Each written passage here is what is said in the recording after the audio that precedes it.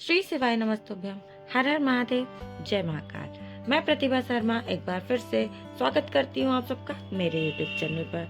दोस्तों, श्राद्ध पक्ष के 16 दिन चल रहे हैं, बहुत ही खास, बहुत ही विशेष दिन, जो कि आपको छोटे छोटे उपायों के द्वारा और भी विशेष बना लेने हैं। क्योंकि इन दिनों में जो भी आप पुण्य कर्म करते हैं, जो भी विशेष उपाय करते हैं, उसका आपको 1000 गुना फल प्राप्त होता है। तो दोस्तों, इस श्राद्ध पक्ष में भी आपको कुछ छोटे छोटे से उपाय करने हैं। बहुत सारे वीडियो के माध्यम से मैंने आपके साथ उपाय शेयर किए हैं, पर बहुत सारी गलतियां लोग करते हैं, बहुत सारे मिथ हैं, जो कि मैं आज के वीडियो में आप सबके साथ शेयर करने वाली हूँ कि ये सब बातें क्यों हैं, कहाँ से आई हैं, क्यों करना चाहिए और क्यों नहीं करना चाहिए, कौन सी गलतियां करने से हमें बचना चाहिए इन श्राद्ध के दिनों में, और कौन कौन से ऐसे तरीके हैं, कौन कौन से ऐसे उपाय हैं जो अगर आपने कर लिए तो आपके पितृगण जो है वो तृप्त होंगे।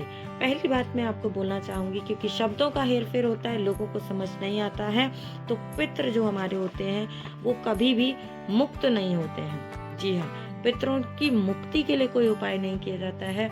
जब भी हम जो कार्य करते हैं, जो पुण्य कर्म करते हैं, वह उनकी शांति के लिए करते हैं, वह उनकी तृप्ति के लिए करते हैं, उनकी मुक्ति के लिए नहीं किया जाता है। तो ये एक छोटा सा मिथ है जो लोग बोलते बोलते बोल जाते हैं कि पितृ की मुक्ति के लिए।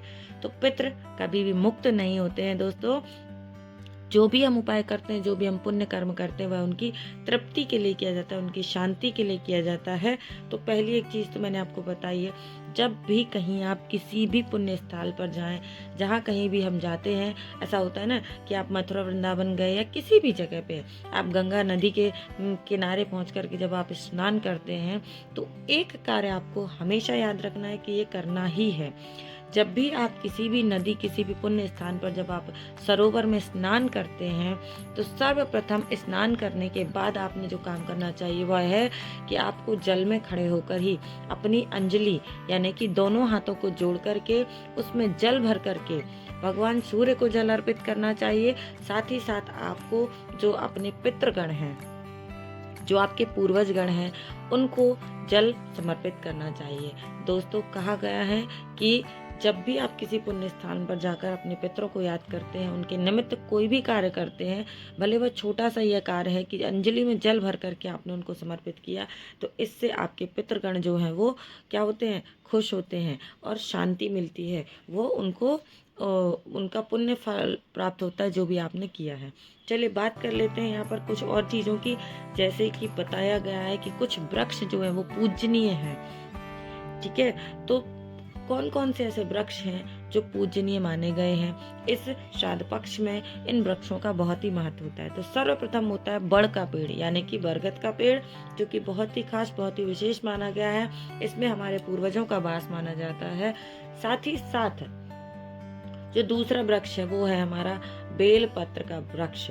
जी हाँ, स्क्रीन पर आप देख सकते हैं, बेल पत्र का जो वृक्ष होता है वो भी श्राद्ध पक्ष में बहुत ही विशेष माना गया है। इस पर हमारे पूर्वजों का वास होता है, महादेव का वास होता है। तो आप बेल वृक्ष के नीचे भी बहुत सारे छोटे छोटे से उपाय जो है वो अपने पूर्वजों के निमित्त कर सकते हैं। और तीसरा जो हमारा विशेष वृक्ष है, तीसरा वृक्ष कौन सा होता है? अगर आप में से किसी को पता हो तो आप कमेंट करके जरूर बताइएगा। चलिए वीडियो में मैं आपको वो भी बताऊंगी कि तीसरा वृक्ष हमारा ऐसा कौन सा होता है। जी हाँ दोस्तों, तीसरा बहुत ही खास, बहुत ही विशेष वृक्ष जो होता है वह होता है पीपल का वृक्ष। पीपल का वृक्ष हमारे पूर्वजों के निमित्त होता है। इस पर श्री हरि का वास होता है, भगवान विष्णु जो विराजते हैं माँ लक्ष्मी के साथ में। और ये यहाँ इस वृक्ष के नीचे, इसके पत्ते में, इसके कण कण में भगवान का वास होता है। जो हमारे पूर्वजों के निमित्त उपाय इस वृक्ष के नीचे करता है, उसको बहुत सारे पुण्य फल प्राप्त होते हैं और उसका कुछ भाग हमारे पूर्वजों के हिस्से में भी जाता है। तो यहाँ पर मैंने बात की 3 ऐसे वृक्षों की जो कि पितृपक्ष में पूजनीय होते हैं। और पितृपक्षी क्यों, ये वृक्ष हमेशा ही पूजनीय माने गए हैं। साथ ही साथ बात कर लेते हैं 3 पशुओं की, जो कि पूज्य गुरु जी ने अपनी कथाओं में बताया है कि 3 ऐसे पशु होते हैं जो बहुत ही विशेष माने गए हैं, जिनमें पूर्वजों का वास माना जाता है। तो वह 3 पशु ऐसे कौन से हैं? सभी को पता है कि हम श्राद्ध पक्ष में कुत्ते को जो है वो भोग देते हैं। कुत्ते को भोग दिया जाता है। क्यों दिया जाता है? क्योंकि ये माना जाता है कि जब आप कुत्ते को भोग देते हैं तो उसका कुछ हिस्सा जो है वो हमारे पूर्वजों के हिस्से में जाता है। साथ ही साथ दूसरा जो हमारा पशु है वह होता है गाय। गाय भी एक ऐसा पशु है जो हमारे पितरों के निमित्त कर्म करने में हमारे लिए बहुत जरूरी होता है। गाय से एक जो जुड़ी हुई कहानी है वो मैं आपके साथ शेयर करती हूँ, जो कि पूज्य गुरु जी ने अपनी कथाओं में बताई है कि जो व्यक्ति 16 दिन श्राद्ध के कोई कर्म नहीं कर सकता है, जो व्यक्ति अपने जीवन में कभी भी गया जी जाकर के अपने पूर्वजों का पिंडदान नहीं कर सकता है, उस व्यक्ति को ऐसा गयासुर नाम का जो राक्षस है उसने वरदान दिया था माता गौ को।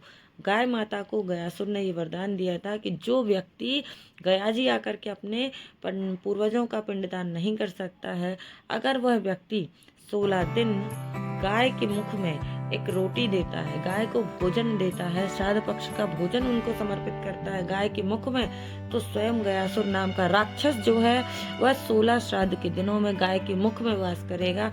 और जो व्यक्ति गाय की सेवा करेगा, गाय को भोजन देगा, उसको गया जी में पुण्य कर्म करने के बराबर ही पुण्य प्राप्त होगा। अर्थात जो आप 16 दिन गाय को भोजन देते हैं वह पिंडदान के बराबर ही माना जाता है। ठीक है दोस्तों, तो यहाँ पर कुत्ता और गाय बहुत ही पूजनीय माने गए हैं। साथ ही साथ जो एक और पशु है वो है हाथी, जो कि भगवान गणेश का रूप माना गया है, उसे भी बहुत पूजनीय और बहुत ही विशेष माना गया है इन श्राद्ध पक्ष के दिनों में। ठीक है, तो यहाँ पे हमने बात कर ली है कि हमारे कौन से ऐसे वृक्ष और कौन से ऐसे पशु हैं जो बहुत ही पूजनीय माने गए हैं। अब बात कर लेते हैं पक्षियों की। 3 ऐसे पक्षी जो विशेष होते हैं जिनको कि श्राद्ध पक्ष में पूजनीय माना गया है। कौन से पक्षी हैं वो मैं आपको बताने वाली हूँ, ध्यान से सुनिएगा। बट अगर उससे पहले अगर आपको वीडियो अच्छा लगता है, वीडियो की जानकारी अच्छी लगती है दोस्तों, तो वीडियो को लाइक करें, ज्यादा से ज्यादा लोगों तक शेयर कीजिए और चैनल को सब्सक्राइब सभी को करना है। चलिए जान लेते हैं कि 3 ऐसे पक्षी कौन से हैं जो कि श्राद्ध पक्ष में विशेष माने गए हैं और पूजनीय माने गए हैं। कौआ, काग, जो आप सबको पता है कि बहुत ही पूजनीय माना गया। काग के लिए भोग निकाला जाता है श्राद्ध पक्ष में। जब हम भोग निकालते हैं तो कहा जाता है कि कौए का, कुत्ते का और गाय का 3 भाग आपको निकालने हैं। ये जो है बहुत ही विशेष माना गया है। दूसरा पक्षी जो है वह होता है गरुड़। गरुड़ पक्षी भी बहुत ही पूजनीय माना गया है इन श्राद्ध पक्ष के दिनों में, या कभी भी आप कुछ भी करते हैं तो गरुड़ पक्षी को जब आप कुछ भोजन देते हैं, कुछ भी समर्पित करते हैं, तो उसका कुछ हिस्सा आपके पूर्वजों के हिस्से में हमेशा ही जाता है। और तीसरा जो होता है हंस। हंस तो वैसे भी बहुत सुंदर, बहुत ही प्यारा सा जो होता है, और हंस को भी पूजनीय माना गया है। यह एक ऐसा पक्षी है जो श्राद्ध पक्ष के दिनों में बहुत ही विशेष माना जा सकता है। दोस्तों यहाँ पर बात की मैंने आपके साथ में वृक्ष, 3 पक्षु और 3 पक्षियों के बारे में। साथ ही साथ बात कर लेते हैं एक और विशेष चीज के बारे में जो कि लोगों ने आज के समय में, आज के कल्चर में भुला दी है। वह क्या है? जब भी आप किसी ब्राह्मण को भोग समर्पित करते हैं 365 दिन की अपनी दिनचर्या में, तो इस एक नियम को आपको जरूर ध्यान रखना चाहिए। और खास करके पितृपक्ष में, या कभी भी आप जब ब्राह्मण को भोग कराते हैं तो ब्राह्मण को हमेशा धरती पर बिठाकर ही भोग कराना चाहिए। आज के समय के हिसाब से लोग टेबल कुर्सी पर भोग कराते हैं, परंतु वह उचित नहीं माना गया है। आपको जब भी ब्राह्मण को भोजन कराना है, आप उन्हें नीचे आसन लगाइए। थाली रखने से पहले साफ पानी से उसको जगह को साफ कीजिए और उस जगह पे आपको जो है ब्राह्मण को भोजन कराना चाहिए। चलिए बात कर लेते हैं एक और छोटी सी बात के बारे में जो कि बहुत ही खास, बहुत ही विशेष मानी गई है कि जब भी आप कहते हैं ना, हमारे बड़े बूढ़े जो है वो भोग लगाते हैं, भोग सिर्फ भगवान के सामने रखे हुए प्रसाद का नहीं लगाया जाता है। ठीक है, जब भी आप खाना खाने बैठे, चाहे आप अपने ऑफिस में हो, चाहे आप थाली में खाना खा रहे हो, जहाँ पर भी ये चीज़ें ज़रूरी हैं, जहाँ पर संपन्न हो, और जिस दिन भी आप व्रत रखते हैं, प्रसाद ग्रहण करते हैं, या कहीं भी ऐसे स्थान पर जब आप पहुँचते हैं जहाँ आपको भोजन कराया जा रहा है, तो आपको हमेशा भोग लगाना चाहिए। हवन करते हैं तब भी जब आपने हवन किया, साकल्य छोड़ा, भोग लगाया, और अंत में अगर आपने अपने हाथ में जल लेकर के उस हवन कुंड के चारों तरफ में घुमा करके उसको साइड में नहीं छोड़ा, अगर आपने उस जल का प्रयोग नहीं किया, तो जो भी आपने पूजा पाठ किया है वह व्यर्थ चला जाएगा। उसका जो हिस्सा जो है, उसके भोग का कुछ भाग जो है आपके पूर्वजों के हिस्से में जो जाना चाहिए, वह नहीं जाता है, वह चला जाता है राक्षस गणों के हिस्से में। तो इसीलिए इस बात का ध्यान रखिए कि जब भी आप भोजन करें, प्रतिदिन का नियम बनाइए, या जब आप किसी पूजा पाठ में बैठे, किसी के घर जाएं, किसी के निमित्त आप भोजन ग्रहण करें, स्पेशली जिस दिन आपका व्रत है, और जब भी आप भोजन ग्रहण करें तो आपको हमेशा भोजन को स्पर्श करके, हाथ जोड़ करके और जल घुमा करके उसके चारों तरफ से छोड़ना चाहिए। उसके बाद आपको उस भोजन को शुरू करना चाहिए। आप हवन करते हैं, आप दिया करते हैं, आरती करते हैं, तो हमेशा इनको जल के द्वारा ठंडा किया जाता है। तो ये एक बात जरूर ध्यान रखिएगा कि आपको ये करना ही करना है। साथ ही साथ आपको मैं बताने वाली हूँ, ऐसे जलचर यानी कि जो जल में रहने वाले होते हैं, उनको हम जलचर कहते हैं। तो कौन से ऐसे जलचर हैं जो हमारे श्राद्ध पक्ष में पूजनीय हैं? तो पहला आता है मछली।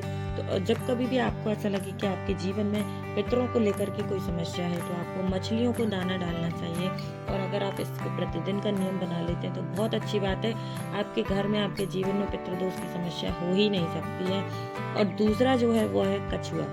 कछुआ भी बहुत ही, आपने देखा होगा कि बरसों तक जीते हैं, बहुत लंबी उम्र होती है कछुए जो होते हैं। 100 साल तक के कुछ कछुए हैं जो इस धरती पर पाए गए हैं। तो कछुआ जो एक ऐसा है, वो पितृ के स्वरूप माना गया है। और तीसरा जो होता है वो नागदेव, जो भगवान शिव के साथ हमेशा रहते हैं, है ना। तो नागदेव को भी बहुत ही पूजनीय माना गया है, जो कि जलचर हैं और ये विशेष माने गए हैं। तो मैंने यहाँ पर बात की है 3 ऐसे वृक्ष, 3 पशु, 3 जलचर और 3 पक्षी जो बहुत ही विशेष माने गए हैं, खास करके श्राद्ध पक्ष में।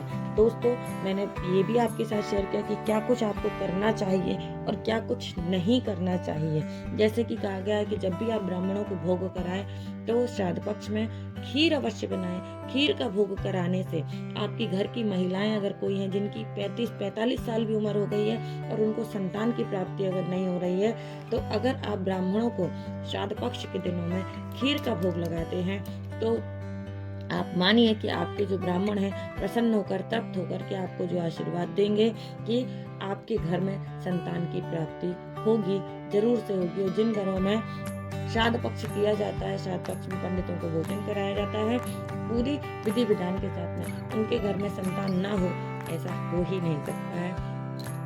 तो मैंने यहाँ पे दोस्तों छोटी सी बातें, छोटे से उपाय आप सबको बताए हैं कि क्या कुछ आपको करना चाहिए और क्या कुछ नहीं करना चाहिए। इसी कड़ी में मैं आपको एक और चीज बताने वाली हूँ कि श्राद्ध पक्ष के दिनों में अगर आप तिल के तेल का दीपक जलाते हैं तो इसका बहुत ही महत्व होता है ना।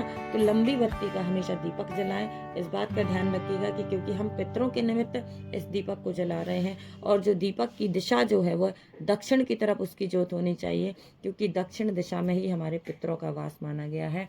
तो जो है दीपक जो है वो दक्षिण दिशा की तरफ आपको जलाना है। और तिल के तेल का दीपक अगर आप जलाते हैं तो सोने पे सुहागा जैसी चीज होती है। उम्मीद करती हूँ दोस्तों वीडियो में बताई हुई जानकारी आप सबके लिए लाभदायक होगी।